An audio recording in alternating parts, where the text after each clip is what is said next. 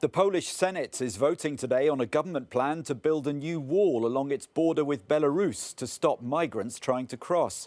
Alexander Lukashenko is accused of ferrying people from several countries to the border to cause more problems for the EU. Well, someone who thinks the wall is not a good idea is Gerald Knaus, chairman of the think tank, the European Stability Initiative, and he joins us from Berlin. Thanks very much for coming on to Euronews. What effect do you think this wall will have if it is built? Well, the most important thing, isn't really the physical structure, but it's the law that will govern the behavior of Polish or other border guards. And what we've seen in recent weeks and what we've seen this week with a new law in Poland that allows the violent pushback of people is really extremely dramatic, because we are dealing with a dictator on the Belarus side who's been prepared to let people die at the border, to lure them to his country, to send them to the border. It's freezing cold in the marshes and swamps and forests. He doesn't let them retreat. And if the European Union then engages in violent and illegal pushbacks, people will be caught in between. And so this promises to be a deadly humanitarian tragedy that is going to get worse in the winter. What do you think Poland and the EU should do faced with this effective blackmail from Minsk?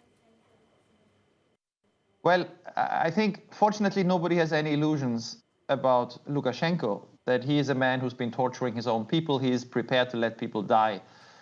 He is also prepared to put any pressure on the European Union. So it needs to have a strategy, that is clear. The strategy cannot be a contest of brutality. So what I would recommend, and really the only way I see, is that the European Union needs a partner, needs to find some other country that is prepared to help it counter the blackmail by, for example, some democracy in Eastern Europe saying we are prepared to, from a cut-off date, to take those who reach the European Union. They will not be kept in the forest. They will not be suffering or risking their lives in the cold.